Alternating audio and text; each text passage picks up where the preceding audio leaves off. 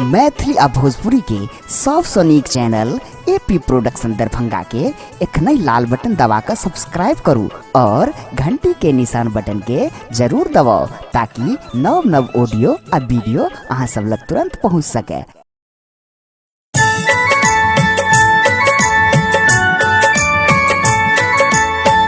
एखन अपने सब सुन रहल छी एपी प्रोडक्शन के प्रस्तुति।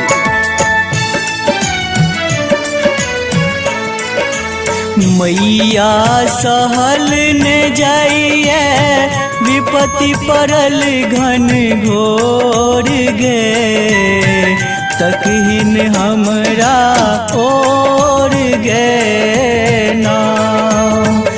मैया सहल ने जाइए विपत्ति पड़ल घन घोर गे तकहीन हमरा ओर गे ना।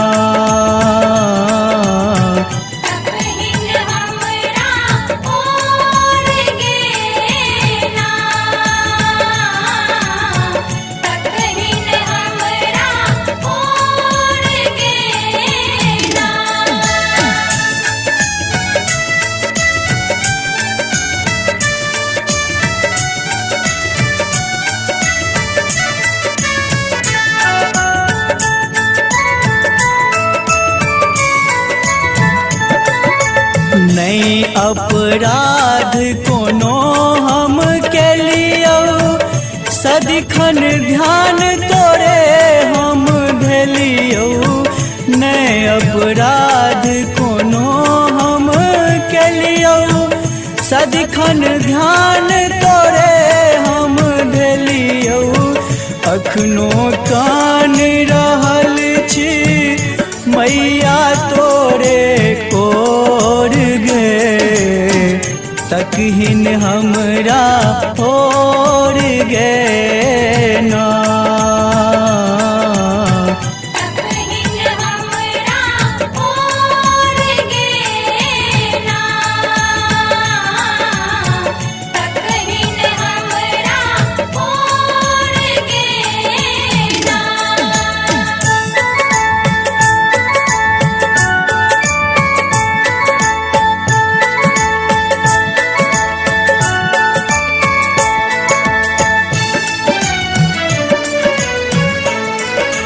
मागे आचर हम नहीं छोड़बौ हम तोरे सोनाता जोड़बौ। मागे आचर हम नहीं छोड़बौ हम तोरे सोनाता जोड़बौ। गे कखनो नहीं छोड़बौ जननी तोहर पछोड़ गे तकहीन हमरा ओर गे ना।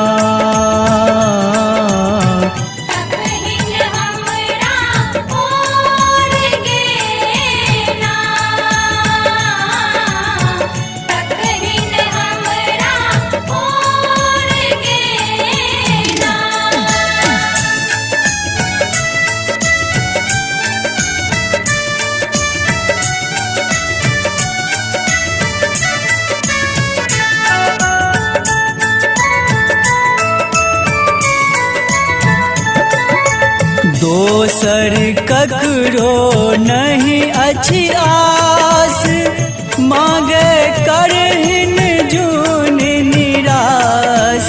दोसर ककरो नहीं अछि आस मांगे करहिन जून निराश। नैया पार लगा दे भंवर उठल हिलकोर गे तकहीन हमरा ओर गे ना।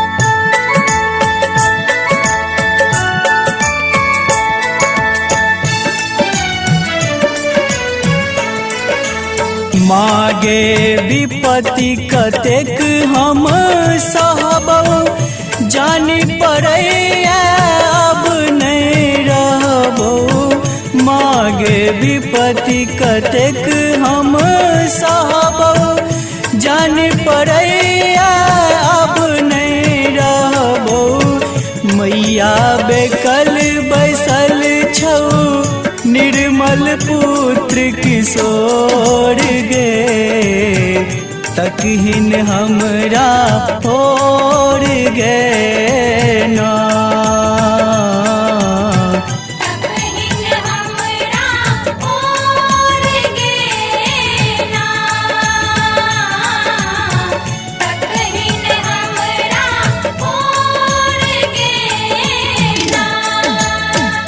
मैया सहल न जाइए विपत्ति पड़ल घन घोर गे तकहीन हमरा होर गे